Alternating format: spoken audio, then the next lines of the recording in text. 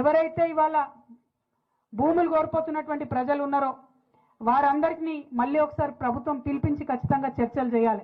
హైదరాబాద్కు దగ్గరగా ఉన్నది, భూమి విలువ పెరిగినటువంటి పరిస్థితి ఉన్నది. ఇటువంటి సందర్భంలో ఇదివరకు మల్లన్న సాగర్ నిర్వాసితులకు కూడా ప్రత్యేక ప్యాకేజీలు ముఖ్యమంత్రి గారు ఆనాడు కేసీఆర్ గారు చొరవ తీసుకొని ఇప్పించడం జరిగింది. అదే విధంగా ఇప్పుడు కూడా ఎకరానికి అన్నవాళ్ళు డిమాండ్ చేసినట్టు 35 నుండి 40 లక్షల రూపాయలు ఇస్తే అందరికి కూడా గిట్టుబాటు అయ్యేటటువంటి ఆస్కారం ఉంటుంది. దాంతో పాటు రేపు మన ఊర్లో ఉన్న 800 ఎకరాలు రెవెన్యూ పోయినట్టయితే, అక్కడ అంత పెద్ద రిజర్వాయర్ వచ్చినట్టయితే ఊర్లో ఉన్న ఇండ్లకు కూడా తేమ వచ్చే పరిస్థితి ఉంటుంది. కంప్లీట్గా రిజర్వాయర్ పక్కన ఉన్నటువంటి ఊర్లు ఎప్పుడైనా కూడా కొంత ఇబ్బంది గురయ్యే ఆస్కారం ఉంటుంది. కాబట్టి మంచి ఇండ్లు కట్టించేటటువంటి R&R కాలనీ కూడా ఇవ్వాలని చెప్పి నేను డిమాండ్ చేస్తా ఉన్నాను.